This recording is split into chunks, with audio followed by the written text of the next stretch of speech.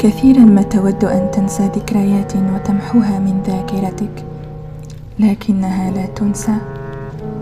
تود الهرب من نفسك، لكنك سجين بأغلال لا تنفك.